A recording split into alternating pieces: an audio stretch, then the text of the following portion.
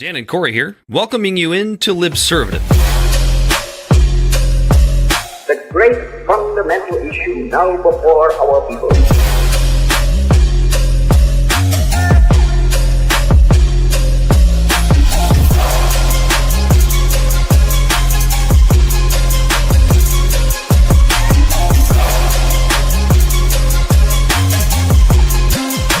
We, the people, cannot turn back.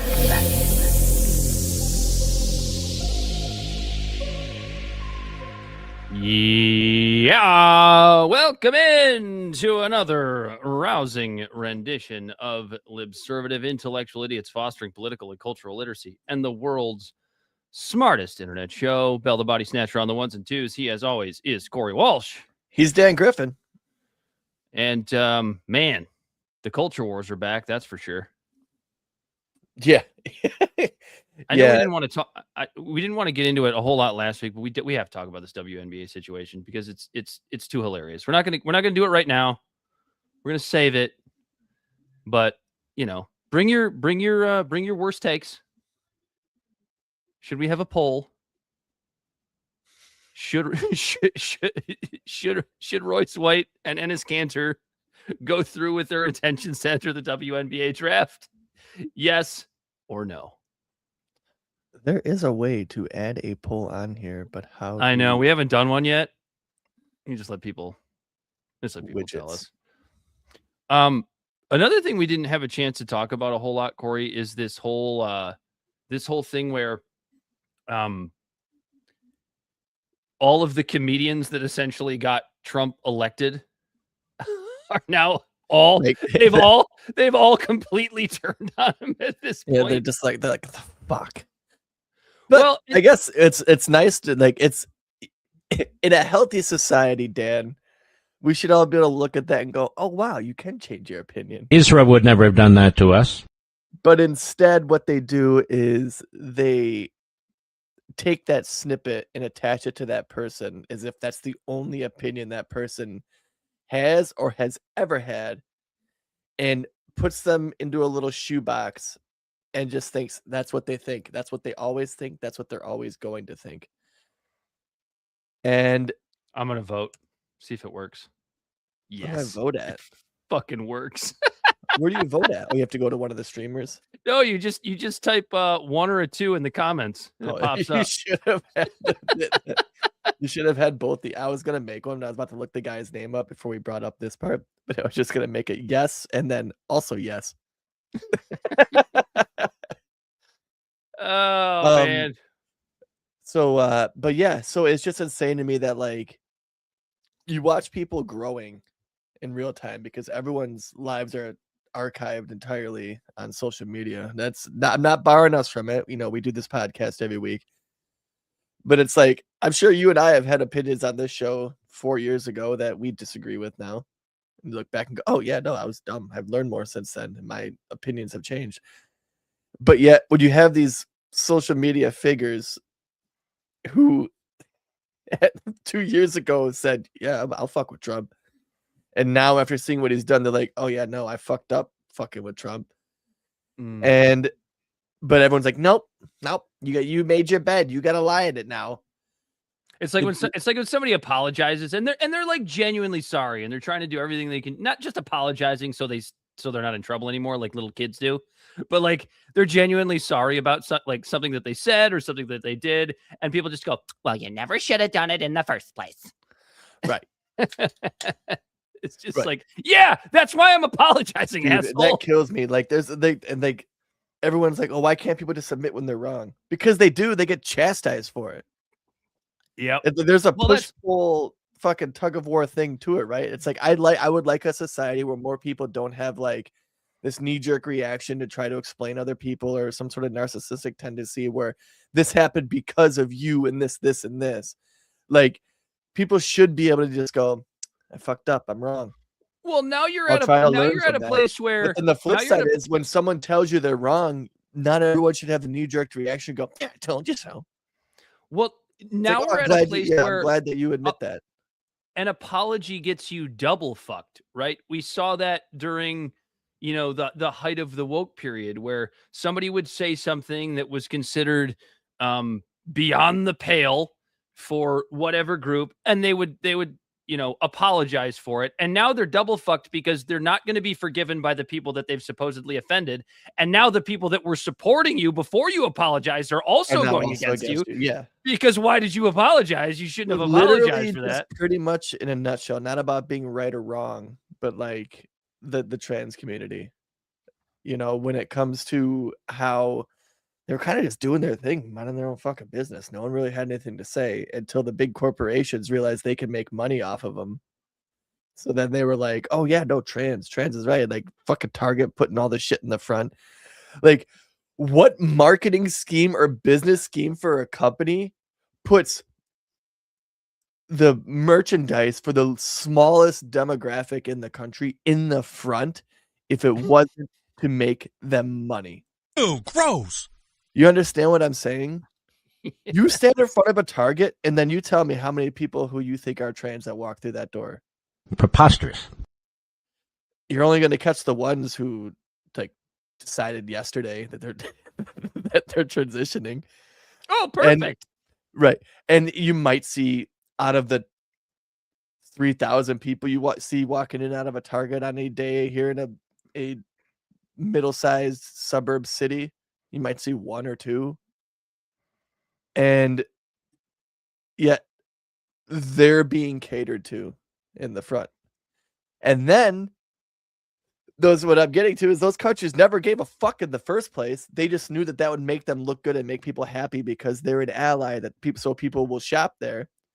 As soon as that wasn't fucking monetarily advantageous anymore, they fucking got rid of it altogether. So you put these poor people who already feel marginalized in the spotlight to make a quick buck off them, made them feel special, and then people who like half the country who supported them feel special for supporting them because they're on the side of the big corporation, so they must be right. And you made the other half of the country fucking hate them when they didn't give a shit in the first place. But now, because the talking heads are saying that the one side has to support it, the talking heads on the other side have to go, no. So then you put this tiny Israel would never have done that to us.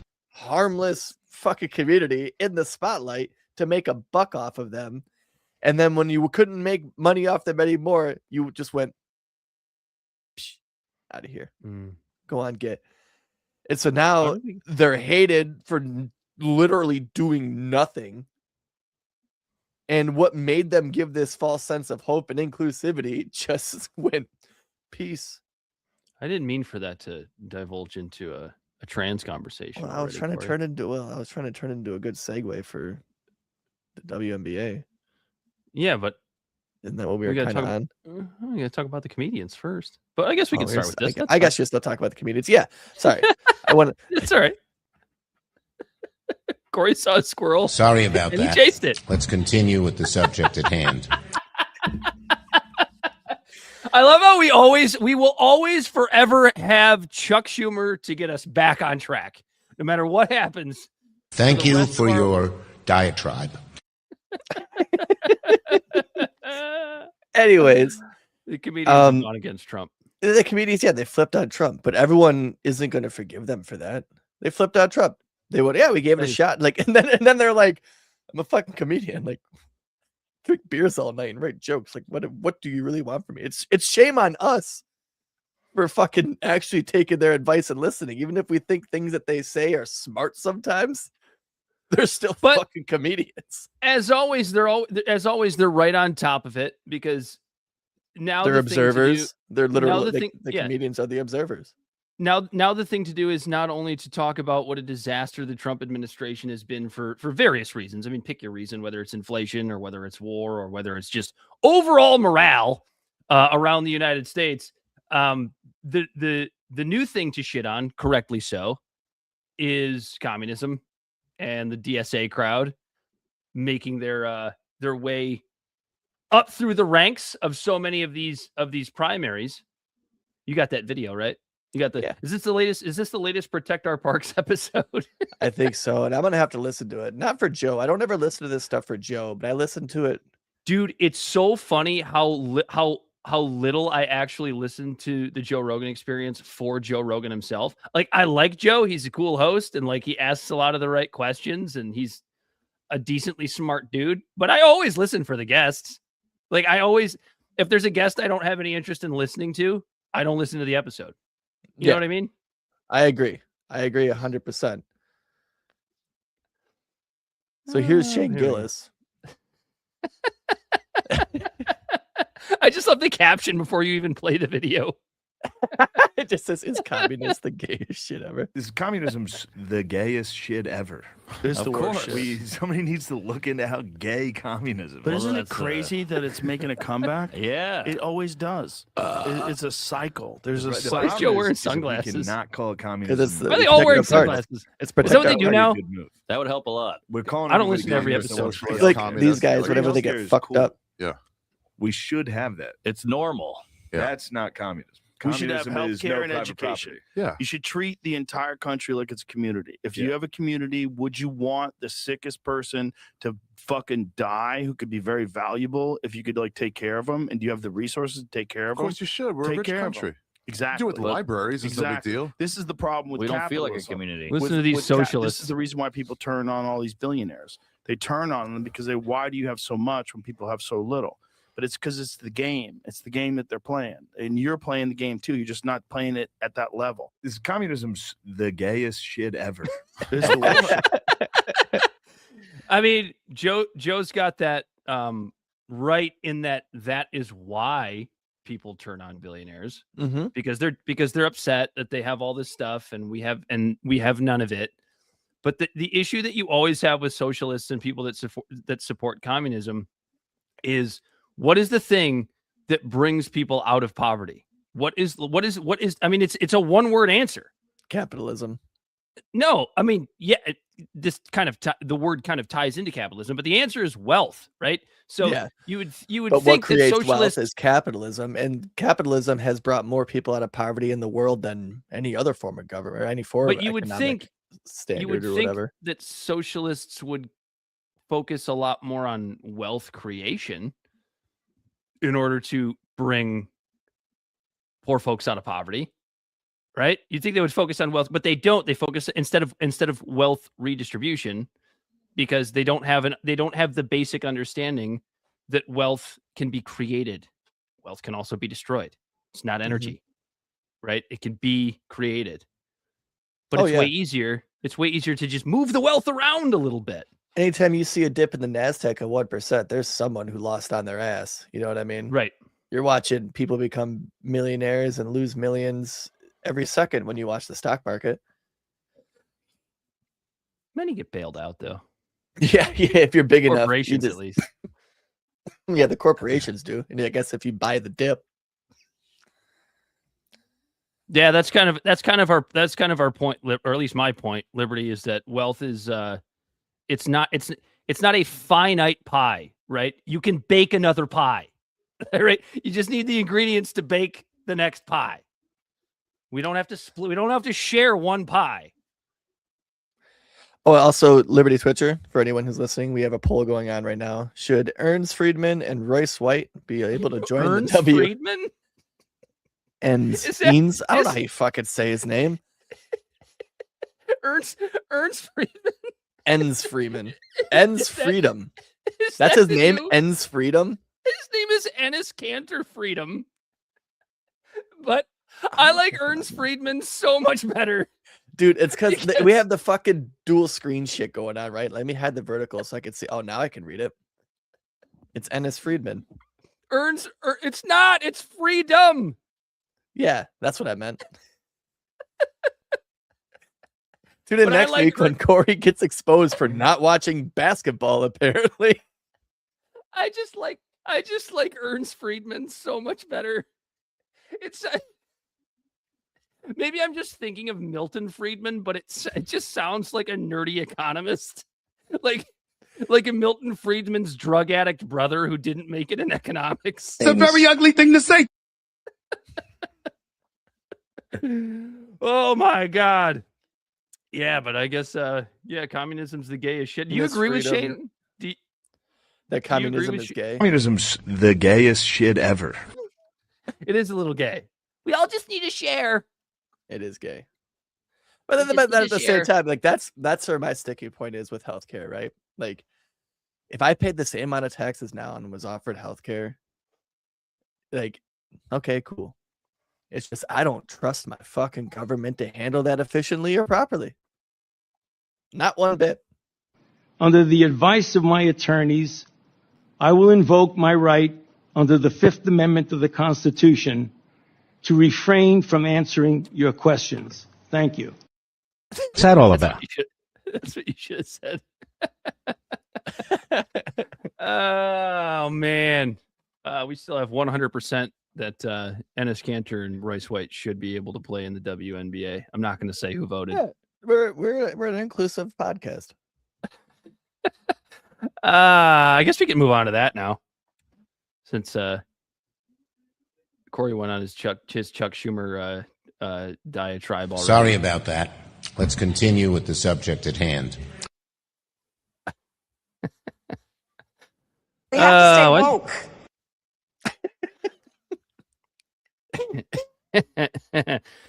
So this is we're about a week behind on this topic. This whole thing got started because Sophie Cunningham was asked a question. She didn't come out and like make a statement. She didn't tweet. She didn't throw out anything on Truth Social. She was asked a question about trans athletes being allowed to play in the WNBA. And essentially what she said was, I don't have her exact quote in front of me. It's not important, because essentially what she said was, I'm paraphrasing, that the WNBA is a space for women. And that's all she said. And of course, I don't know how we are still in a place where Sophie Cunningham, for that statement, gets the amount of backlash that she got over the last 2 weeks. What does the W in WNBA stand for? I don't think anybody actually knows, Corey, because I mean, is that a fair question? Nobody can define that term. Well, I mean, normal people can define that term. I do love basketball. Go Bills.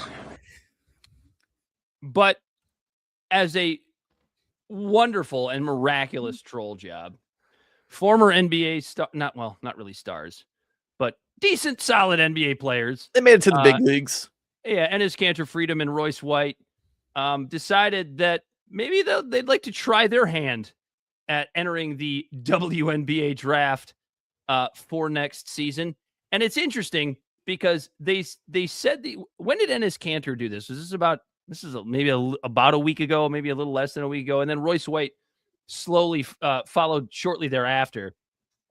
And the NBA or the WNBA essentially has had no response to this yet, because all they did was call the WNBA's bluff, right? Because it's this thing that a lot of folks have been talking about for a considerable amount of time, which is that this idea of inclusivity, when it's an invasion of women's spaces, is not just as simple as a word like inclusivity. Because you hear people say all the time, nobody's saying trans athletes can't play sports, right? Nobody's saying that. Right. Nobody's suggesting that. Nobody's saying that they need to be ostracized for any reason.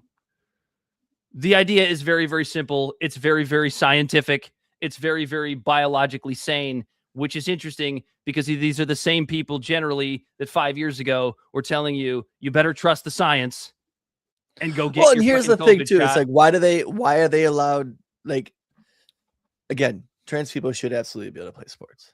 I'm not a bigot. I'm not a fucking homophobe. Nobody disagrees with that. Nobody disagrees with that. But women, like, even right before this, the WNBA was finally starting to make it into people's social media algorithms. You're starting to see more merchandise for it now. Like, these players are coming into their own and being able to, like, fucking actually make money off their name and likeness. You're seeing Caitlin Clark do it now. Sophie Cunningham, and Sophie Cunningham was popping up before she made this statement because she was kind of the enforcer on the team. and doing the point thing, and everyone's like, oh, that's fucking badass, right? Like I'm watching this shit and like it's their testosterone, which may be why it relates to me when they're getting in fights and doing shit. And I'm like, well, I might have to fucking watch this. Or when Caitlin Clark is just straight running the fucking house and just drilling 3-pointers and stuff like that. It's like, oh, this is actually pretty interesting. This stuff's kind of cool. And like, maybe I'll watch a game or two. And then it took them 30 years to get to that point, right? Of the WNBA making its own league. Why now can people just being subsidized by the NBA, by the way. And then now we're at this point where men are just claiming to be women to try to join the WNBA when I'm sorry, maybe the trans community has to go through the same thing. Build your brand, and make it happen. That's kind of the whole point that the folks that are going against what Sophie said and what the WNBA stance is they always say, but no trans women are actually trying to join the WNBA. And it's like, okay, that might be true, but that's not the point. And the thing is, not yet. Because I forget this trans person's name, but there's a trans woman playing in the French league that is just dominating the French league. Yeah. Right. So there's one playing pro basketball in France monster. Right now. And I don't mean that in any sort of negative like way. Like no, like Savion Hitter, the freshman playing for U of M. There's a video recently of him running into one of like the blocks or whatever they're called. Daddy, you're my daddy. And he's just a fucking monster, dude. Like he's just almost knocking this thing straight the fuck over. And he's a freshman. Here we go. Liberty's got us. Liberty, hold on, Bell. Liberty's coming for your job. I don't know how to say this last name. Julie Tatar is a 34-year-old French professional basketball player and transgender woman who plays as a 6'3" center for the Monaco Basketball Association in France's second tier. She's not even in the first tier. I don't know how many points she's averaging or rebounds. Liberty might be able to tell us. But she leads the league in scoring. She leads the league in scoring. Bella got on the fucking ball now. He got some competition, some healthy competition. This is like a QB1, QB2. Fucking like, did you see JJ McCarthy just lost his QB position? Sorry, this isn't a sports podcast. No, it's not. Thank you for your diatribe. But yeah, they're cheating, they're crooked, they're corrupt. And the argument also is that Enes Kanter and Royce White are making a mockery of the WNBA. Well, they're not making a mockery to me of the WNBA. They're making a mockery of the WNBA's policy on protecting women's spaces. Mm-hmm. Right? You asked the question, what's the W in WNBA stand for? Women's National Basketball Association. That's what I thought, but trans women are women. That's the whole deal. Oh, that's frustrating. You're right. At the risk of sounding like a turf, it's like women, they don't go through the daily struggles of women. Well, trans women are trans women. That's okay. Right. They're trans, and that's fine. But you're trans. Totally okay. You don't need to make a name for like other women. It's just live your truth, however you want to say it. Do your thing.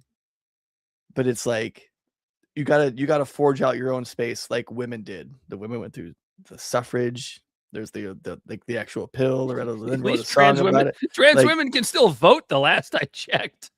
Right, and it's like you gotta like the gay community, Stonewall, and all that. Like you just gotta forge it out. You can't just overpower and take over other people's spaces. Bell, you want to bring up Royce White's announcement? I don't think Enes Kanter actually went on like a video and did anything, but Royce White went on Fox Digital and he made his official announcement. He said where he was taking she I don't want to misgender Royce White. Is taking her talents. Bell's laughing too hard to play. Earlier this week, I made the announcement. I'm transgender. I'm a woman. I identify as sometimes identifying as a woman for purposes of basketball, professional basketball. So I'll be declaring for the WNBA draft in 2027 as well. I mean, I think I'd be unstoppable. But I'm a team first guy. I'm a pass first kind of player.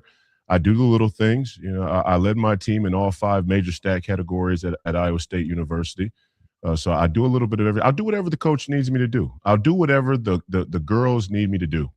I think the WNBA could come out and make a definitive statement about guys with a pair of balls playing in the women's association. But hey, that'd be probably too much like right. So, and I don't want to be discriminated against. No, I want fair treatment. That's the important thing. I'm a black.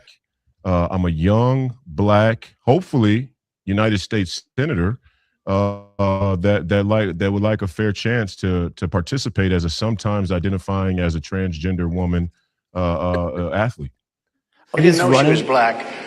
I don't listen to women yelling. I tell them to shut up. We have to stay woke. He's running for Senate or whatever to say he's running for.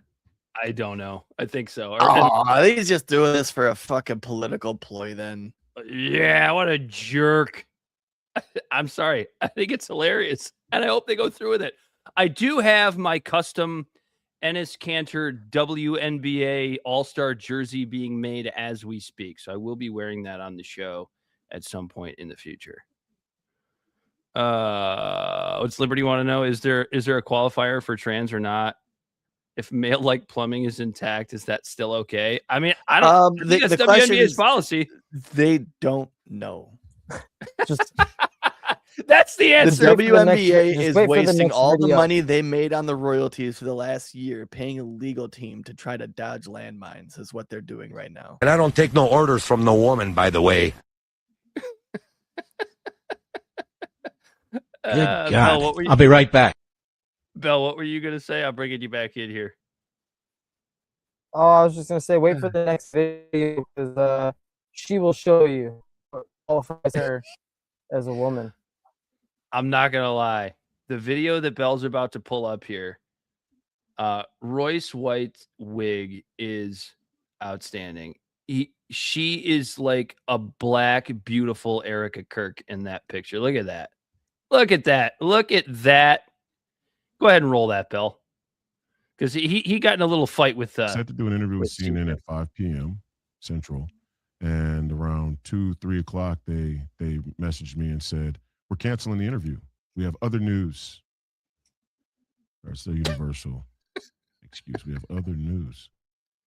And I just, for the life of me, they're not giving black women a voice. Sometimes identifying as trans black women a voice on CNN. It just blows my mind. It's disappointing. It is. It's a huge disappointment, especially CNN. They're not giving black women a voice. That's so funny. How about we all come together and say, let's stop attacking pedophiles? We're trying. What does Trump have to do with this? You've done a hell of a lousy job. Oh, man. It's so good. Because, like, the thing about it is like, genuine. Like, it's Juwanna Mann. Like, Juwanna Mann, the horrible film with Orlando Jones. I didn't realize that was going to be a documentary when it came out in, like, 2002 or 2003 or whenever that film came out. Didn't realize it was going to one day become a documentary. What's that all about? I hope they go through with it. I really do. I hope that they actually put in their paperwork to enter the WNBA draft, because then, no pun intended, the ball is in the court of the WNBA to deny them, which they will. Because it's I think you said before we started the show, Corey, that they're saying that they're doing this in bad faith. And sure, they are, but that's not really the point. Like, what is the difference between Enes Kanter entering for the WNBA draft and somebody who just really wants to dominate at basketball that maybe was like a mid-tier college player and decides they don't want to go to Europe? It'll be easier for me to just follow the WNBA's guidelines, which is to just say that I'm a woman. I don't know that anybody will do that. The point is the fact that it could happen, right? Isn't that kind of the idea here? Maybe it never does. Exactly. Maybe it never does, but it could happen. They're calling out the ridiculousness of the WNBA's policy, and I'm here for it. And honestly, or do we have to wait? Do we have to wait 15 years for all the young kids that are transitioning now, who've been on estrogen their entire life, to join when you can't really tell the difference? I don't know how that's going to work. We're going to find out. That's a little we don't know. They could all be like very sick. We don't know. I will say this too about Royce White. His comedic timing is actually pretty fucking good, because the way he's able to keep that deadpan face the entire time. And the monotone voice. What's that all about? I thought CNN was. I don't know. I do vaguely remember Royce White playing at Iowa State. I don't really remember much of his pro career, but I remember him being really good at Iowa State. I don't remember him in any interviews or anything like that. But I can't help but wonder if he's like intentionally making his voice even a little bit deeper than it really is, just for comedic effect. And to be honest, Royce White, the defenders of the WNBA's stance on this, they can't even answer the questions properly, right? Like we're back to Matt Walsh's "What Is a Woman" documentary from when the hell did that movie come out now? 4 years ago, something like that. Maybe it's 3. It's been a little while. We're still in the same spot where you cannot, where you have the empathy of these women overtaking just normal common sense, right? Because we don't want to cast anybody out. We don't want to make anybody feel bad. And it's proof positive right here, because Carrie Champion went on CNN. She used to work at ESPN, and you can tell that even she's uncomfortable having this conversation, because I think that she knows that what she's saying is absurd, but can't say that it's absurd. She knows that she essentially doesn't believe what she's saying. And you can tell just in the way that she's saying a lot of it. I'm going to bring this one up here, Bell, if Bell's trying. Oh, Bell's trying hard. Uh-oh. The internet on Air Force One is not doing well right now. It is not. There it is. It's up on the screen. I'm going to get it ready too, just in case for whatever reason Bell can't make this happen.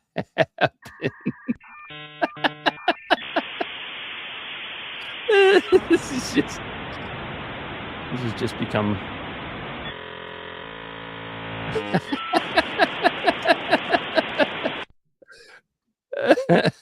it's become a running joke now, hasn't it? Sorry about that. Let's continue with the subject at hand. I'm kicking you off this one. Do you have it? Yeah, I got it. I got it right here. Thank you. Supposed to be performance, publicity stunt, whatever you want to call it. The WNBA commissioner said that player eligibility remains the same, and preserving the integrity of our game and ensuring fair competition will always remain among the league's highest priorities. How likely is this move going to advance the league's discussions here? What do you think about that? I think that the PA, the Players Association, as well as the league, will probably be a little more clear about what they mean by women playing in the WNBA. I think, unfortunately, those two retired players were looking for some attention and trying to prove a point. And they may have gotten the attention and proved the point they wanted, but they've just added to what I believe is such a disheartening time for a league that's been around for. She just admitted that they proved the point they wanted to prove. Mm-hmm. Does that mean nothing? What happened? Where did our video go? Changed.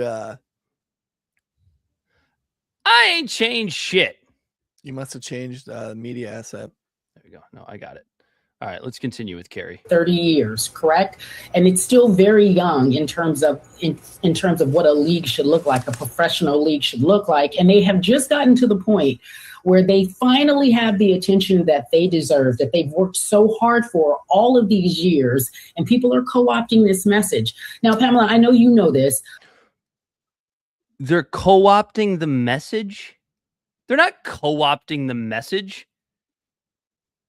they're pointing out what a ridiculous policy the league has to start with. And let me also point out, because you made this point too a little bit earlier, Corey, that this idea that the WNBA is finally getting the attention it deserves.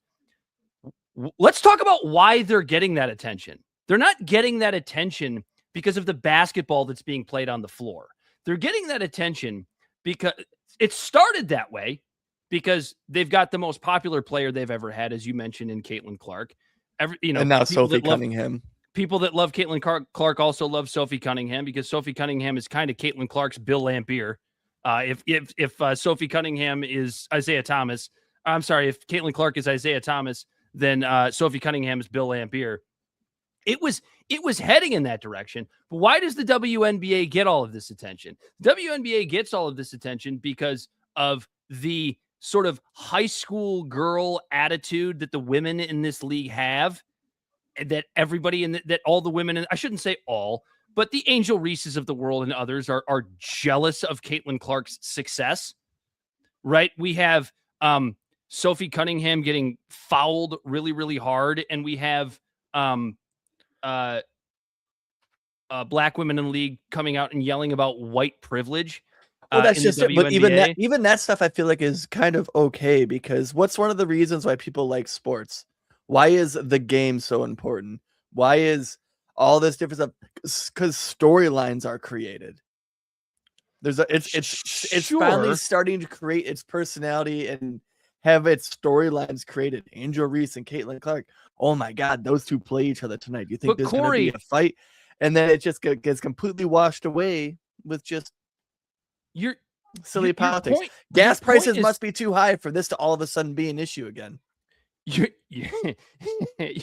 Your point is taken from the storyline perspective. It's true. The problem is, what are the storylines?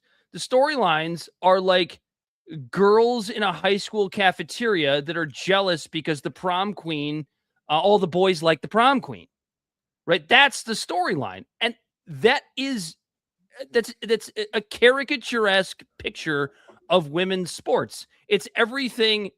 Like this league perpetuates every single female stereotype that women are so tired of fighting against. That is the reason why this league gets the attention that it gets. It has very, very little to do with the fact that Caitlin Clark makes a lot of threes. It's, you know what I mean? And like, so yeah, Carrie Champion's right. It's finally getting attention. Is it getting attention for the right reasons? I don't think so. And yeah, Royce White and Enes Kanter making a mockery of the WNBA's trans player policy is silly as well. However, it's also a really, really good point as to how ridiculous your league is. And it's not the players' fault. Most of them know, but the players at the players that have shown jealousy for Sophie Cunningham and Caitlin Clark are the ones that get the headlines. The 98% of the other players in the WNBA that just want to go out and play ball. It's almost, who knows who they are. What they're doing is making it more like the WWF. You're watching it, like people watch it for the drama, not necessarily the acrobats. I wouldn't compare it to the WWF. I would compare it more to like the fucking Real Housewives of Fuckerville or whatever the hell it is. Oh, that's what I would. That one. What's that one on? Is that on the Scramble channel? Real Housewives of Texarkana. But when this league started, these women, it was sweat equity. It was for the love of the game. They were making maybe $15,000 a year, and they had other side jobs. They were doing it because they loved to play basketball, because there was no professional league for women.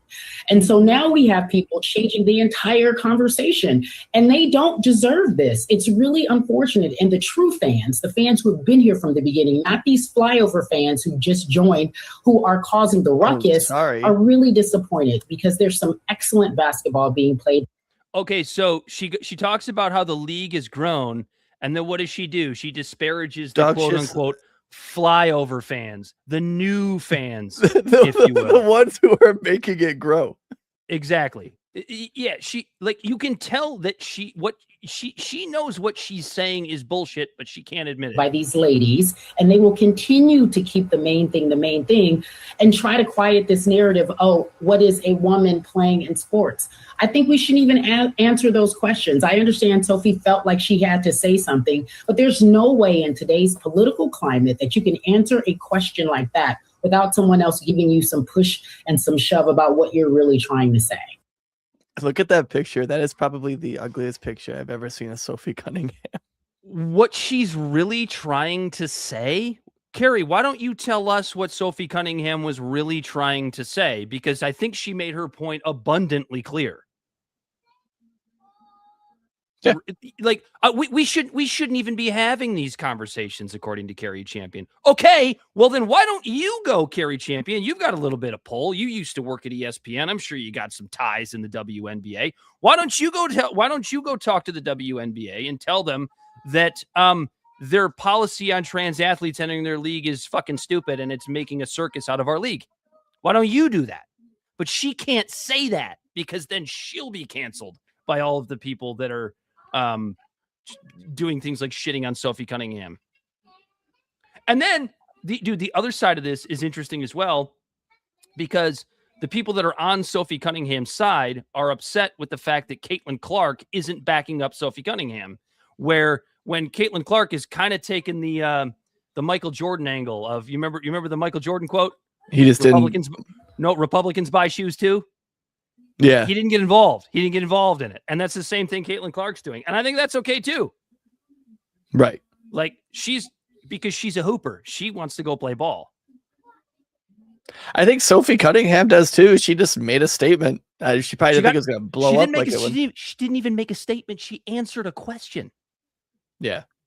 If that question were never asked, this wouldn't be happening right now. Royce White and Enes Kanter wouldn't be making a mockery of the entire situation, which, by the way, I support them in making that mockery of the entire situation. Let me be very clear about that. But it wouldn't be happening. You're right. But because somebody had to ask Sophie Cunningham a gotcha question, you've made your bed. You did this. The WNBA did this. Anyway. And because they just didn't have just a definitive answer. They're going to deny them, and then they're basically going to be they're going to deny Royce White and Enes Kanter and basically become hypocrites, I guess, at that point. Unless they straight up say that transgender people aren't allowed into sports. Yeah. Or the WNBA at least. I hope they go through with this, and I hope somebody drafts them. Oh my God. Could you imagine? I will watch. I can tell you that. You would start seeing dunking in the WNBA.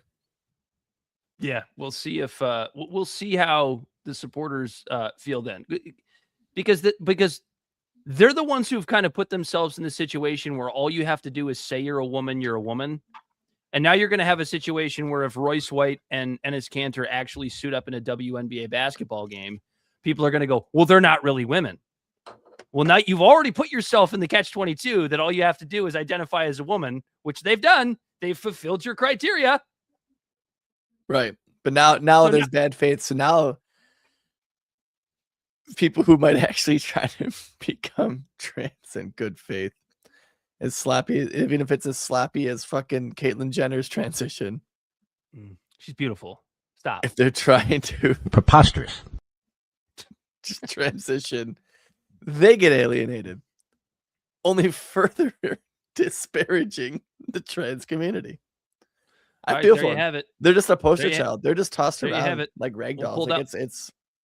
We'll pull down the poll. 100% yes for Enes Kanter. We got one vote. Royce White. Real quick before we pull it down, just type in 1 or 2 into the comments, and it will count your vote. No, there's hundreds of votes in here, Corey. I don't know what you're talking about. Hundreds. I know. I want 200s. 100%. All right. In the meantime, we can move on away from that hilarious situation. We have an Iran war update, Corey. We have lost the Iran war for what seems like the 49th time. And it finally seems like the Trump administration is acknowledging the fact that munitions are not great. In fact, allegedly, I love when all of these alleged stories come out of the White House. We don't know if they're true, but they seem true because it would just be hilarious if they were true. So we decided to believe them. That Donald Trump absolutely tore Pete Hegseth a new asshole for the fact that munitions are way down. Essentially, why haven't you handled this yet? I thought you were the Secretary of Defense. You should have handled this. Secretary of War. That's fine. You're right. You're right. I'm sorry. I didn't mean to mislabel Pete Hegseth. But the munitions are low. We have no chance, which we knew months ago. Actually, 20 years ago, people were warning against attacking Iran for these very reasons. But now we're in a spot where the Iranians know we're low on munitions. And so we are now in a Trump situation. Said it himself.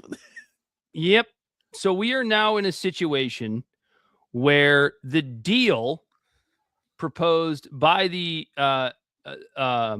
Iranians is worse than the original memorandum of understanding from, I don't know, time runs together, whatever it was, 3 weeks ago, a month ago. I don't remember when the MOU first came out. Ago. But right before that, of course, you know, we live in Groundhog Day when it comes to this war. Trump went back on another threat to blow away Iran after the GCC countries said, yeah, please don't, because if you do, we're the ones that have to deal with the fucking fallout. GCC countries being the Kuwaitis, the Saudis, the Emiratis, the Omanis, all of these nations. So now, what do the Iranians want? They want all $300 billion to rebuild up front. Everyone can pass through the Strait of Hormuz except the U.S. and Israel without a fee. And the U.S. must recognize as you know, we've heard the neocons put them for the longest time, the quote unquote terrorist groups that is supported by the Iranians as legit Iranian partners. Can we call it official yet that Iran is a global power? I mean, At least a regional power? Is anybody, dude? They're a global power. They control the Strait of Hormuz. They've controlled the Strait of Hormuz since this war started. They did not prior to this. So, and based on that, you know, based on that result of this war, you could probably say they've controlled it for a hell of a lot longer than that. They just allowed it to be open. Yeah, they could have taken control all they wanted, but they didn't want to be the aggressors. Fucking weird, right? Yeah, that's the spot we're in right now. How do we now have? Yeah, we just somehow just a country just heavily sanctioned. Like, is it just American exceptionalism that we just assume that they didn't have this capability because you little bastard? We sanctioned them for 50 years. I would say that it's both I would say more than American exceptionalism. It's this. It's the fact that the boomer cons and the neocons, which are essentially the same thing, but not every neocon is a boomer, although most are. They don't understand modern warfare. Because what did we hear for the first, whatever it's been now, 4 months of this? I know what are we on? Month 6, month 8, whatever. The first 4-6 months of this war. They have no Navy. They have no Air Force. They've been completely obliterated. They have nothing left. That doesn't matter at all. No. In today's warfare. Especially drones. Middle Eastern asymmetric warfare. It makes no difference whatsoever. In fact, it hasn't mattered in a long time. Why were we able to roll into Iraq, take down Saddam's government in whatever it was, 3 days, 4 days, but had to stay there for 20 years? Same thing with Afghanistan. Why were we able to roll into Afghanistan or Vietnam? Sure, Vietnam too. Commit all of the the short missions to gain territory that we wanted, but never hold it. Right? It's really, really easy to invade. It's really easy to invade. It's really, really easy to, in this case, bomb the shit out of whatever infrastructure you feel necessary. The problem you always run into is holding it away from insurgents who think that their existence is under an existential threat. When your government falls, you got nothing to lose, right? It's why we haven't won a war since World War II. That was the last war that was conventional. It's been all guerrilla warfare since. Mm-hmm. And you've never gotten a regime change through bombing alone. But for some reason, this was going to be different. So now, look at the situation that we're in. In February, when this started, March, the goals were to take out Iranian nuclear infrastructure, which had already been done 7 months prior. And then quickly became regime change. Then change the regime. Then when those two things didn't happen, it was to reopen the strait that was already open prior to doing the first two stupid things that didn't happen.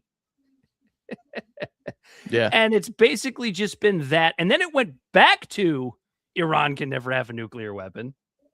The regime change thing kind of went away for a little while. And then they lost the nuclear weapon capability, and it was back to just opening the strait because everything else was taken care of. But here we sit with Iran making making the demands that we're making, that they're making. We have no cards left to play. I want you to give me a real coherent reason. And I know you can't, Corey, and it's not because you're stupid. It's because there isn't one. Give me a real coherent reason why Iran shouldn't race to a bomb right now. What's their incentive to not race to a bomb right now? You took out the Ayatollah that had a fatwa against them against nukes in the first place. In the middle of a diplomacy, mind you.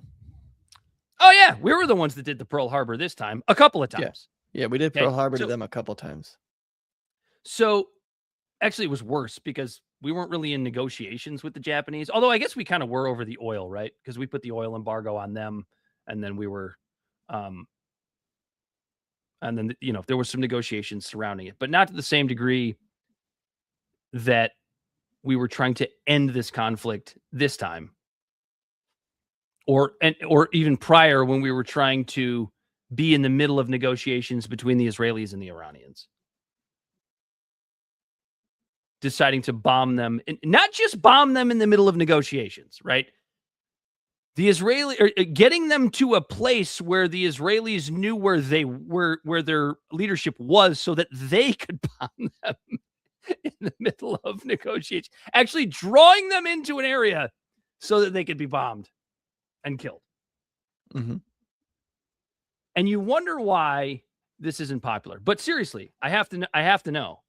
Is there actually a coherent reason other than some religious reason for the Iranians not to rush to a bomb right now? If I were them, I would. Why wouldn't you? Can I say something controversial that I've said on this show before, but maybe some of our listeners haven't heard? Sure.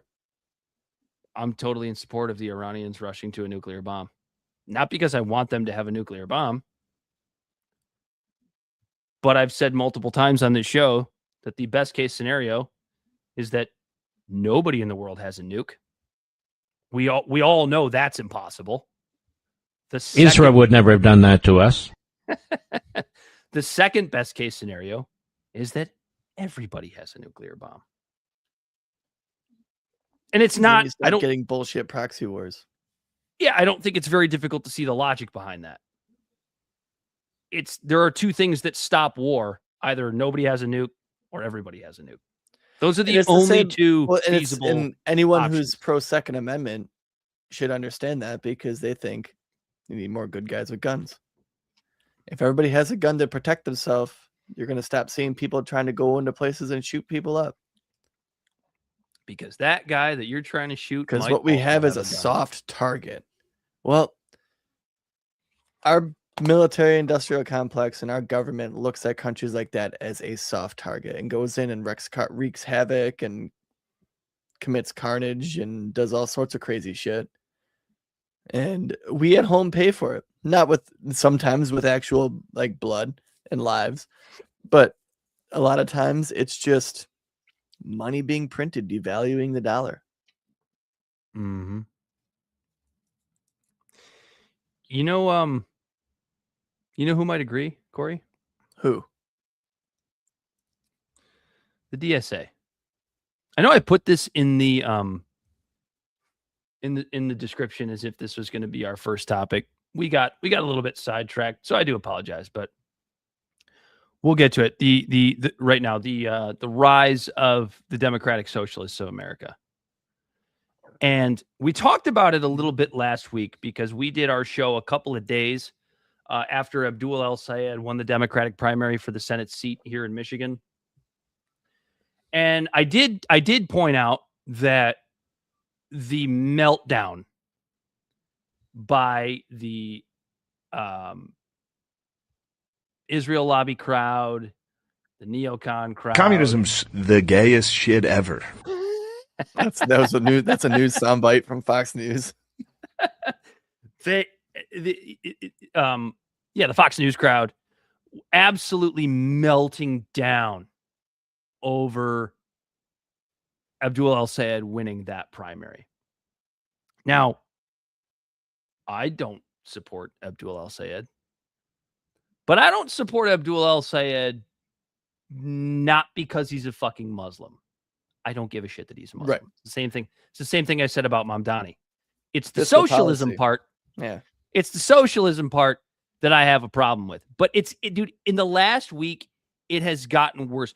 Do you have any idea how many times I have heard Hasan Piker's name from out of mouths that probably didn't even know who he was Until 6 months ago? Orders. Until they got the marching orders to take down, to try to take down Hasan Piker and scare people into this belief that he is some horrible anti-Semite who wants to turn the country into this socialist dystopia. Now, the second part of that might be true. It's involved in 9/11. But here's my take on Hasan Piker, because I feel like it's just relevant right now. I'll start by saying that I think he's a fucking idiot. That's first and foremost. I think he's an idiot. He has no idea what he's talking about economically. But there is something interesting about him. I was having this discussion with friend of the show, Jeff Mell, that sometimes fills in for Corey when Corey's off jerking off or doing whatever he's doing, going to the gay brothels or whatever. A blanket is a blessing. Hasan Piker, to me, as we sit here right now, is very much similar to like the left-wing Trump that the left has been pining for so long. Do I think Hasan Piker will someday become I always United kind of States? pictured him the left-wing Joe Rogan. Nick Fuentes?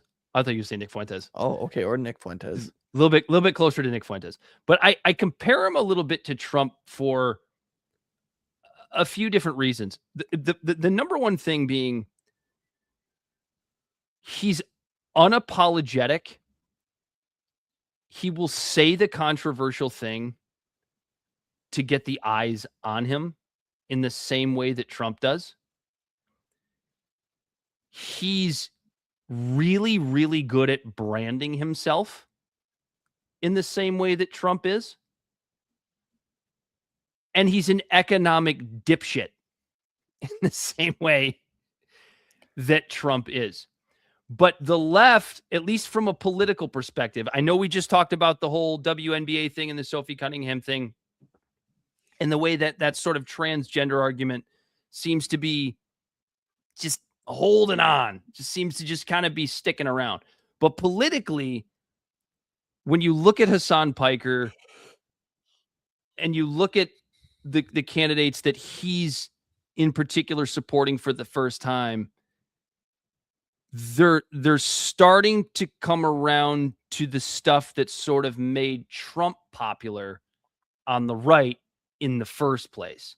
Number one is they're not real big fans of the establishment Democrats the same way that Trump, I don't know if, I mean, it's been fucking 11 years now, but when Trump first came down that escalator and did that first debate, all he did was shit on Republicans. That's all he did was shit on Republicans for that first, year, all the way up until he was eventually elected in 2016. The DSA crowd's doing the same thing. Hasan Piker's doing the same thing. They're not apologizing for the things that they say. They're not afraid to say the politically incorrect thing. Yeah, that includes when Hasan Piker said that the United States deserved 9/11. We talked about that a little bit last week. I think you and I knew what he meant. I'm not going to defend what he said, but I think you and I knew what he meant when he said it. Shouldn't have said it.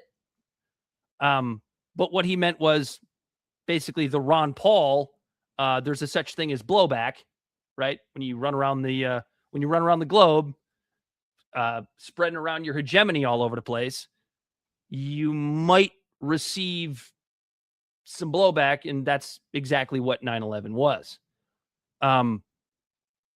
He did walk that back a little bit, but he says the things that people are thinking that they don't think they're allowed to say. Does that make sense? Like that's exactly what Trump did in his 2016 campaign. There's a reason why you sort of had the silent, remember people talking about that silent Trump voter after Hillary lost? Right. Because the entire nation was shocked. Trump supporters were shocked that Trump actually won that election. I was surprised. You were surprised. Bill was surprised. We all thought Hillary was a shoo-in to win that election. It's not quite the same now because a lot more people are catching on to that game. But Hasan Piker, one of the things I do respect about him is that he is unapologetic. He isn't afraid to say the thing that young socialist voters think. Do you have anything to add to that, Corey? No, it's exactly as you just read my mail. Like nope, that's it. I'm gonna drink another beer. Well, no, Time for a little drinking pool. That's exactly who Hasan Piker is. He's just out there speaking his mind like anybody else. It's just this radical leftist angle versus Trump, who just, I don't even know what Trump stands for. He's a communist, but he's also like tries to claim he's just a populist. Hasan Piker seems to at least have a little bit of principle on the left end of the spectrum when it comes to like socioeconomic policy, but yeah, he's there. Who the hell do you think you are? I'm Corey goddamn Walsh. That wasn't the drop I was looking for. Where's the fucking one that I was looking for? Is that on the other one? The both involved in 9/11 one? Yes. Oh, it is on the other list. That's why I couldn't find it. God damn it. I ruined it. I ruined that joke. For me to take a position like this, I'm a warmonger, both involved in 9/11. Oh, man. I'm interested to see where this goes, right? Because I don't support socialism. I don't support the DSA. I don't support Abdul al-Sayed. I'm not going to go to the polls and vote for him, even over Mike Rogers. But what I do respect about this crowd, at least so far, is the fact that, like you said, Corey, they are principled. They have found a way to speak to the young voters in a way that nobody's really ever been able to do. I mean, Trump did a little bit. Again, like these are people that like we just don't just disagree with because they're leftists or anything like that. Like they're like Jimmy Dore is like, I agree with damn near everything you're saying. It's just your social economic policy. When you listen to Jimmy? Yeah. Or even Abdul or Hasan, like they're like, yeah, our government fucking sucks. It's spying on you. It's like, yeah, you're fucking right. They are. There's a government overreach happening. Yeah, there fucking is.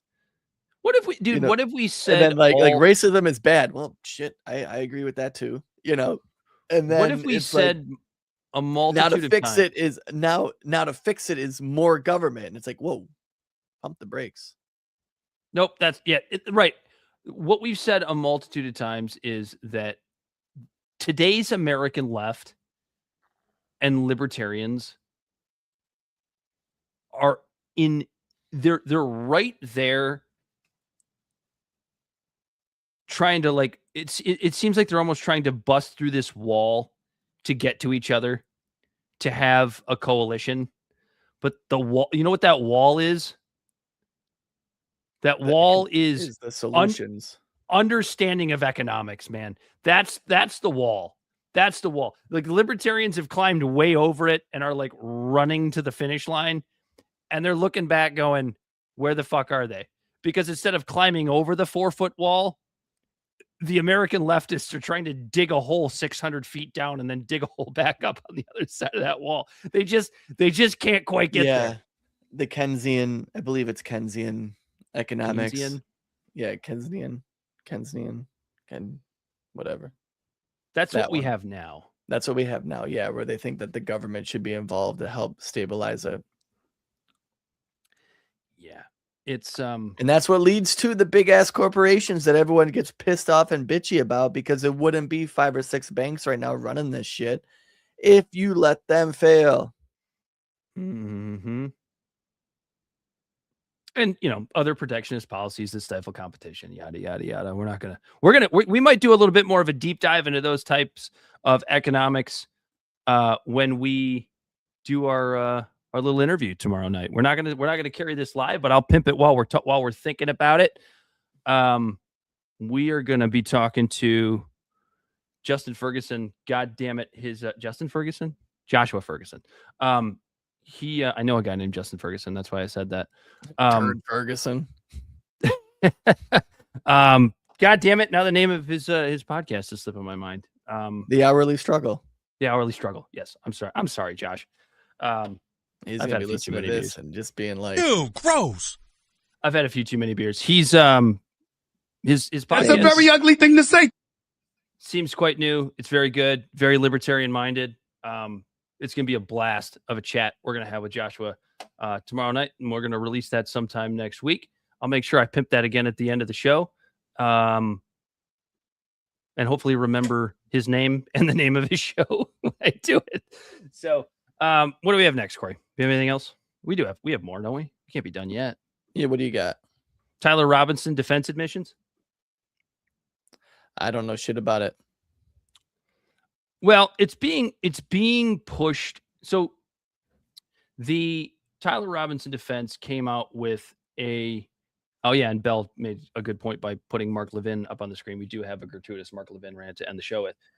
But the Tyler Robinson's defense came out with a response to the prosecution's preliminary findings. And the crowd that wants you to believe the Fed narrative, which is that Tyler Robinson acted alone. That's him in all of the camera footage. That's him on the roof. He's the one who fired the rifle. The FBI's narrative is 100% true. What they're spinning this as is that the defense essentially admitted Tyler Robinson's guilt. That is a gross misrepresentation of what the defense did here. The defense did something that, at least in the state of Utah, I can't speak for any other state. I don't even really know my own state's laws and the way this goes. But essentially what the defense did was made the case in their statement that what the prosecution presented during prelims did not meet the criteria for a death penalty case. That's it. That's all they did. They're trying to help their client, because they're setting it up to where if Tyler Robinson is convicted, that he can't get the death penalty. As an attorney, as a defense attorney in this situation, that's the right way to go. Yeah. The way that they're misrepresenting it is that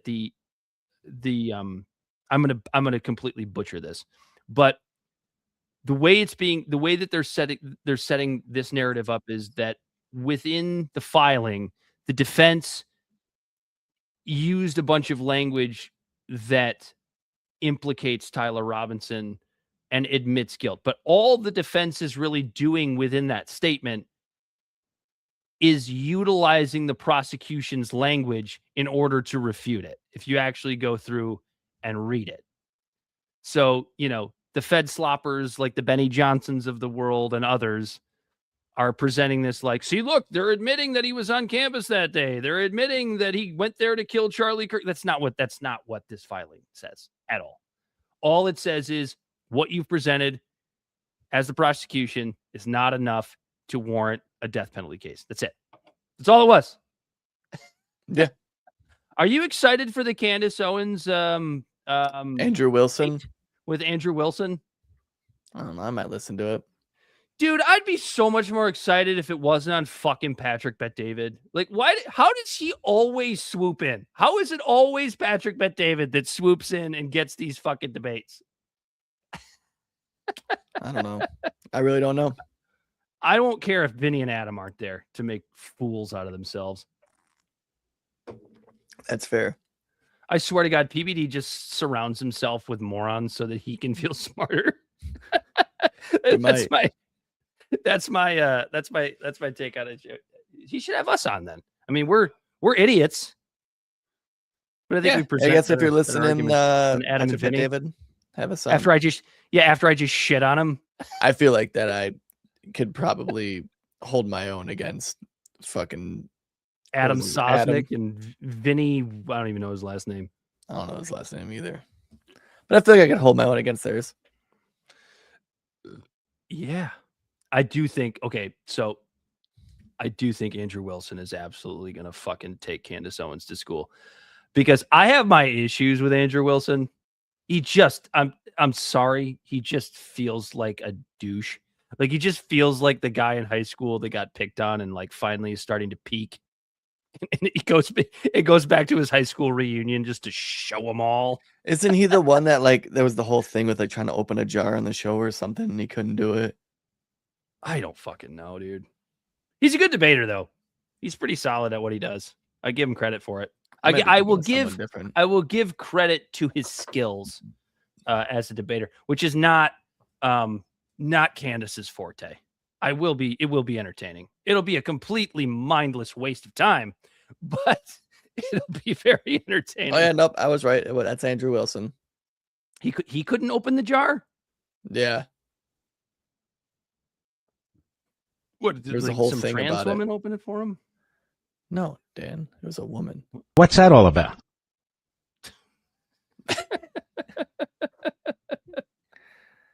For me to take a position like this, I'm a warmonger. That's a very ugly thing to say. All right. Shall we get to? We do have to do a show tomorrow night. Don't you have a Mark Levin? Yeah, that's what I was going to say. Let's get to the gratuitous Mark Levin rant. I'm sure a lot of people have heard this already. Look at his dumbass face. Tucker's made fun of it already. Preposterous. Dave Smith's made fun of it already. Lots of folks have already made fun of this because it's just another example of what an out of touch boomer piece of shit that Mark Levin actually is, and what a caricature he is, which is why we like to feature him a lot on our show, which is why we like to have Mark in studio as often as we do. Mark, chill out.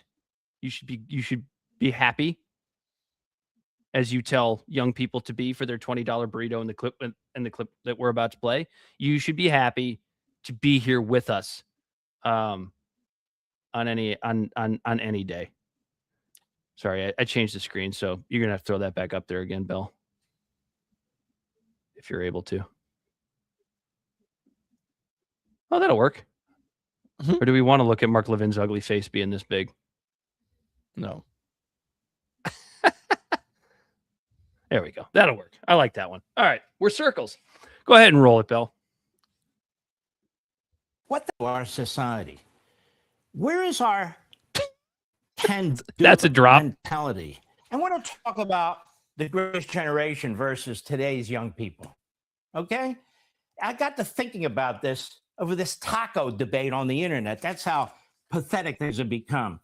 The greatest generation endured the severe economic scarcity of the Great Depression during their youth, followed by massive global combat and home front mobilization during World War II.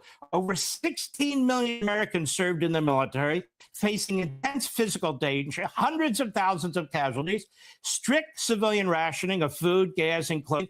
We sit here with a war in Iran against an enemy that has killed thousands of Americans, maimed thousands of Americans. I remember a time when Americans say, oh, let's destroy that country, destroy that government.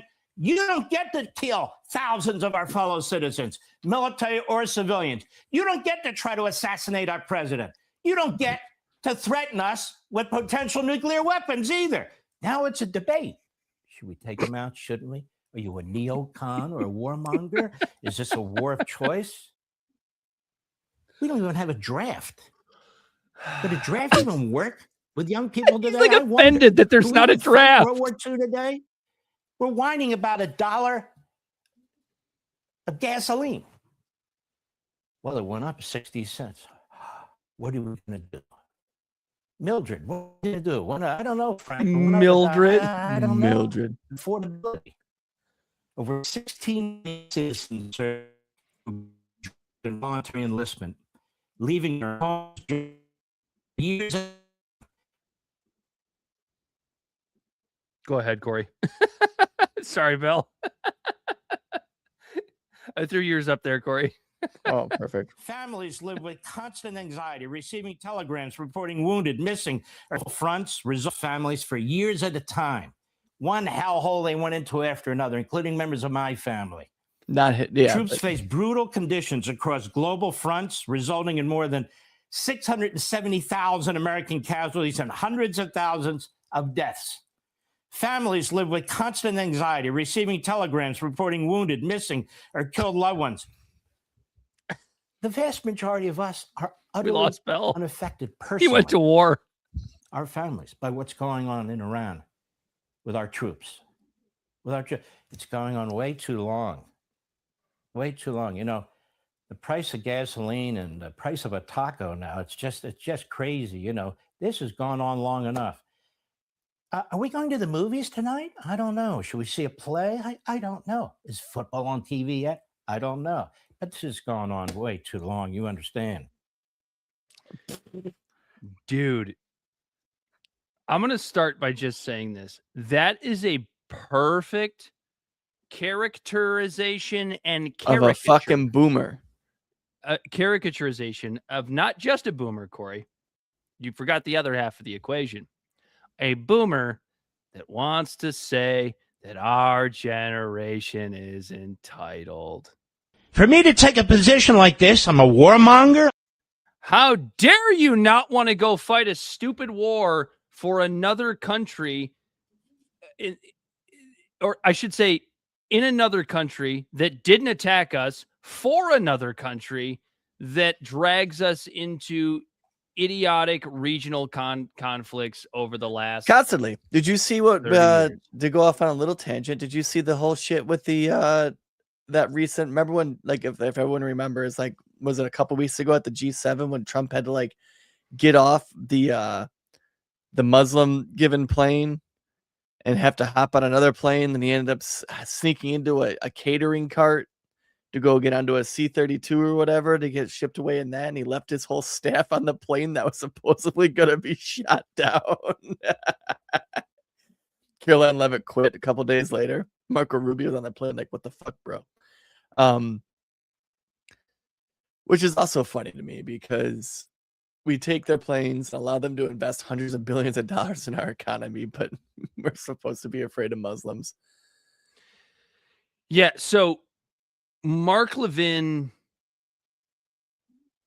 saying that we shouldn't be upset over a $20 burrito because the greatest generation fought World War II is among the most out of touch, idiotic things I've ever heard. And what makes it worse is the fact that he's in the generation that's in between the two generations that he's talking about that never had to really do any of that shit. He just reaped the benefits of the greatest generation and squandered it. I don't know how many of the greatest generation are left because they're like in their late 90s at this point. But if there are any that are like coherent, that are still around, and they hear an asshole like Mark Levin say what he just said, I would be offended by that. Because here's the thing too. Hold on. Let me finish with this, because I feel like the member of that greatest generation that might hear Mark Levin say that would say something to the effect of, yeah, I feel like I fought that war to get a win so that the generation of my grandchildren and great-grandchildren would be able to have easier lives and not have to pay $20 for a fucking burrito. Or be sent to endless wars. Right. But do you think Mark Levin thinks about anything like that? Do you think boomers that watch Mark Levin think anything like that? No, you young people, you just want to eat your avocado toast and have your expensive TVs. Meanwhile, you need to be more grateful. You need to be more grateful. You can't afford a house. You can barely afford to put gas in your car to go and work at the job that doesn't pay you enough money because inflation just keeps going up. So any raise that you get doesn't make a difference anyway. But because we don't want to go fight a war on behalf of a foreign nation over something that's not even happening. And to blame the generations, not to blame the problem itself of it being a bullshit war. Because I got some numbers, Dan. Sure. Right after 9/11, American Red Cross mobilized 60,000 trained disaster volunteers alongside an extensive relief effort that ultimately involved 57,000 team members over the course of the response. The Salvation Army, approximately 39,000 people helped. The emergency trade volunteers, another 3,000. So that right there is over 100,000 people. And then on top of that, there was a nationwide surge of volunteers of roughly 10% of Americans engaged in specific new volunteer actions immediately following the attacks. That's 30 million. So the number is already bigger than World War II. And then on top of that, it climbed to as high as 30% of the volunteer rate in America. And then on top of that, another roughly 200,000 Americans enlisted in active duty military. That's what I was going to ask. In the immediate aftermath. And what did we do? We used all of this to go into a 20-year war. But here's the thing. The support for that war from the American people was about as high as it was after Pearl Harbor. At the beginning. At the beginning, 80-90%. Like, go get those bastards. Fuck them for coming after us, because we didn't understand. 3,000 people died, at 9/11, and like no one really knew what America was doing behind the scenes. That's why also I think Hasan Piker's statement's kind of bullshit when he says, 9/11 deserved it. We deserved it or whatever. But it's like, no. Americans will still stand up and fight when they feel like the fight is worth it. Look how many people volunteered either on the front lines being a Rosie the Riveter or just straight up ready to go to the front lines for a war because another country attacked us. But when it's a bullshit ass war that we have no business being in, Americans are going to be against it. They're pissed. They're pissed when their gas goes up $1. When a tank was already a 15 gallon tank at $3 a gallon, that's $45. When it goes up $1, that's $60. If you got to fill up once a week, that's fucking $60 to $100, in fucking gas that all of a sudden you have to spend out of pocket. And then not to mention all the other shit it trickles into when it comes to the gas that has to be used, that the cost has to be absorbed for food being transferred to the grocery store. When gas has to be used to transfer shit to the fucking fast food joints that you're going to. When the gas in your house to keep it warm or cold, or the gas that's being used to power the plant that's keeping your house warm or cold goes up, you're paying a lot more in a nickel and dime here and a nickel and dime there, and you feel it. And on average, you're probably spending another $100, $200 a month, and that's a fucking bill. Or that's money to be put away for a rainy day fund. Or that is money that could have been saved towards a house that the people now can't afford to put towards a house. And then they're called entitled for being upset about that. What the fuck is that? And it's almost like that's what pisses me off the most. And it's almost like if you could, boomers. and it's almost like if you could convince the American people, whether you're lying or it's actually true, if you could convince the American people that there actually is an imminent threat, it's wild how Americans are actually willing to mobilize. You know, this idea of, could we even have a draft now? No. Mark, who the hell do you think you are? We couldn't have a draft over this war because I've said it a million times. I mean, I know I'm getting on the upper end of draft age, although they keep moving it back. So who knows? I would go to prison before I would go fight this war. Take me to jail. Yeah, Fuck this you. war, absolutely. I'm not going to fight this war. If Take we me to didn't prison. bomb them, you know, on the 12-day war, and all of a sudden that Iran just started trying to invade our borders, and they said, well, you need to go fight for the homeland and you need to be drafted, I'd sign up right away. I'm going to protect my homeland for my kid. But I'm not going to be going over for this bullshit. No, fuck that.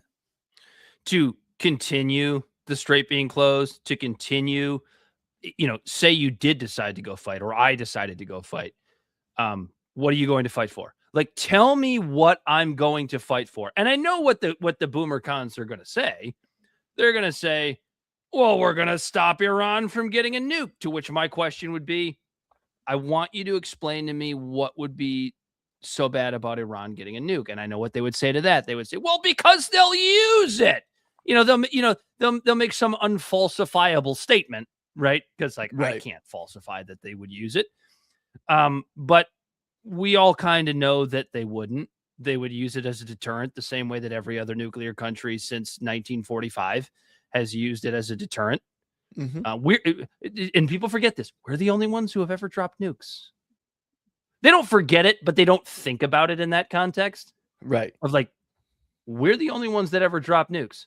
And it is very, very, very debatable as to whether or not we should have done that. Now, there are good arguments. And the on both only sides of that reason we debate. haven't dropped more is because other countries got them.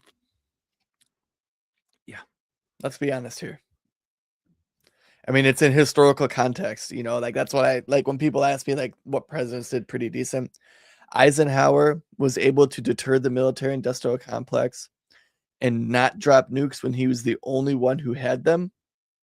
And then Truman and his warmongering craziness, he didn't drop them when other countries had them. We grew up in a generation where it was just a known fact. Truman was before Eisenhower. I'm sorry. Then who? Truman did drop the nukes. Truman dropped the nukes, but then after that, he didn't continue to use them because he was the only one with them. But then Eisenhower was the first president to not preemptively use them just because other countries had them. Correct. I got the two backwards. Sorry. Yes, you did. Yes, you did. That's actually it's very important context. Thanks for mentioning that I got those. Listen, I've got to give a clue here now. I don't want any more bullshit anytime during the day. Good God. I'll be right back. Oh man. I you know what's funny is I don't know a single human being that actually watches Mark Levin's show other than me, who watches it for comedic value. Yeah. I know a couple of people who if I don't know what to watch, I'll just flip back and forth between CNN and Fox News all the time. It is pretty fucking hilarious. Watching them being outraged about the same topic, but just having the opposite opinion. It's just like, it's just, and they're so vehemently fighting about it for that day until it moves on to the next topic. And I can't imagine why they do that, Corey. Because you'll go out and argue with your neighbor about it. Mm-hmm. Your neighbor is your enemy because they don't wear a mask or they voted for Trump Or they voted for Kamala. Or they got the vaccine. Or they're pro-abortion. Or they think women should be in the... Or they think trans women should be in the WNBA. Dude. Or they think that migrants should have fucking human rights. Assholes. Or they You little believe in bastard. the Constitution. Yeah. He's a jealous little bastard. Like, everyone's getting man. too unified on these flat cameras. Let's make it about trans rights again. I don't think we answered what is an Islamist because I don't think we know. An Islamist. Just a buzzword. It's That's just like a buzzword. Christianist. It's or just Jewishist, another or it's just another buzzword. It's just another buzzword to scare boomers of brown people. That's all it is. Jake Lang was in Dearborn again the other day. Oh, did you see this bullshit about like all these AI slap videos of bikers going to Dearborn? Oh, really? No, I did not. I kind of want to like August 16th. There's supposed to be a huge biker rally in Dearborn. And what We day should go is down there. August 16th? Yeah. That would be Sunday. Is it a Sunday? It would be this Sunday, right? Tomorrow's Friday. It's the 14th, 15th, 16th. Yeah. Be Sunday. Or maybe it's the... Is it the 16th or the 18th? I hope it's the 16th. I like Sunday better. Yeah, but I'm supposed to take... Well, I didn't tell him I was, but I was thinking about taking the kid fishing.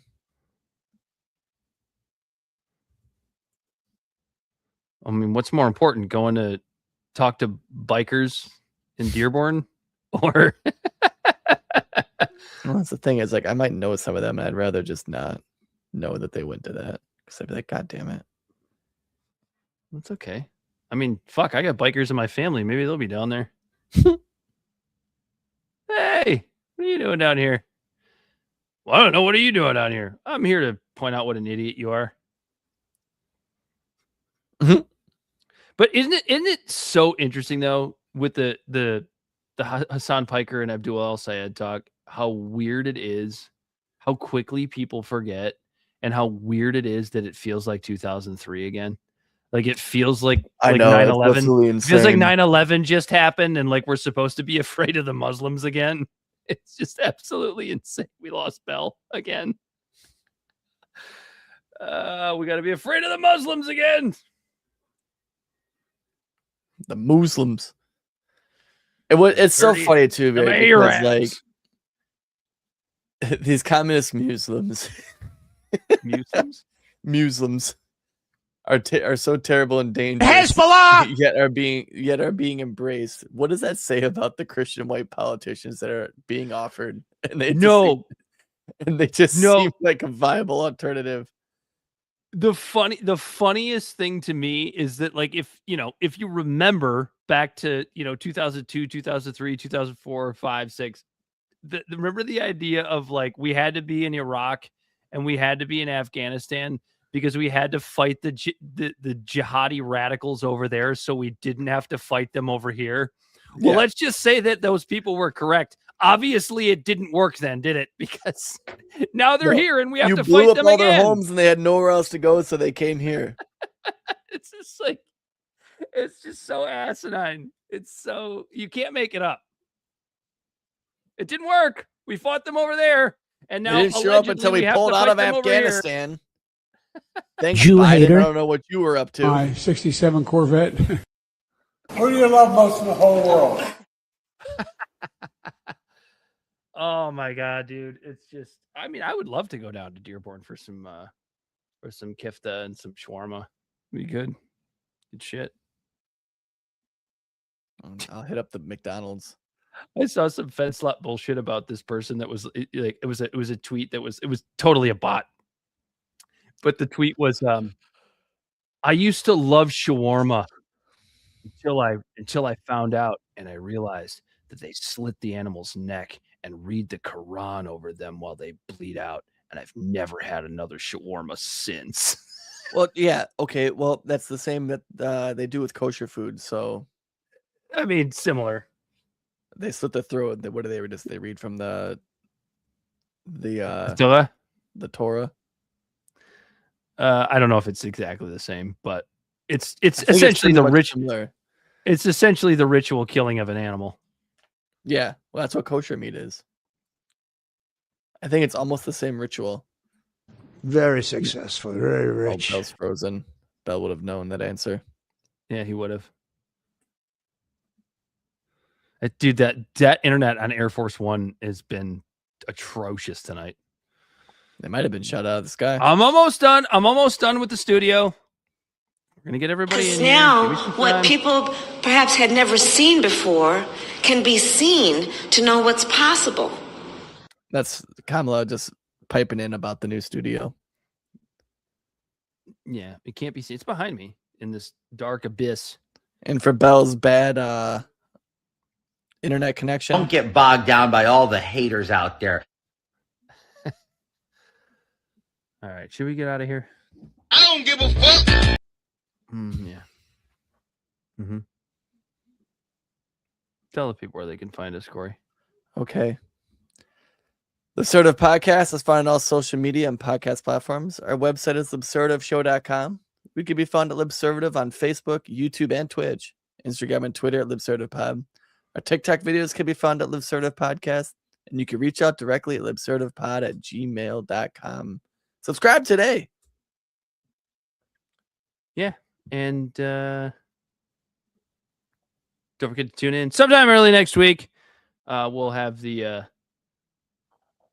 do we call it an interview? I don't think it's an interview. We more have like discussions on this show.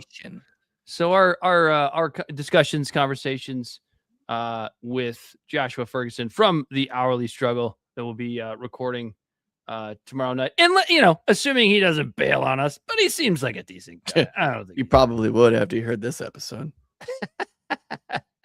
We need somebody to write this listing ship. And hopefully Joshua can do that for us. But anyway, yeah, tell a friend you like the episode, send it over to him. Word of mouth helps. And for Bell the Bodysnatcher on the ones and twos, he as always has been Corey Walsh. And he's Dan Griffin. And Bell.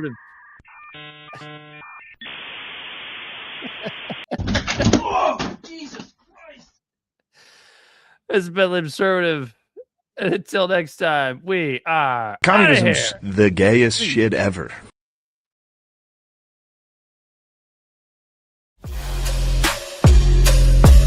The great fundamental issue now before our people.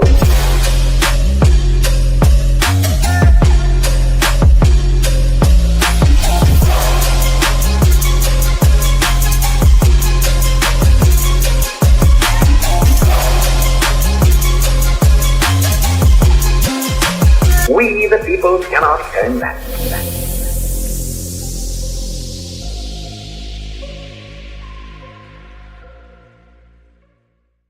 Somebody must lead, or else the fight would not be made at all.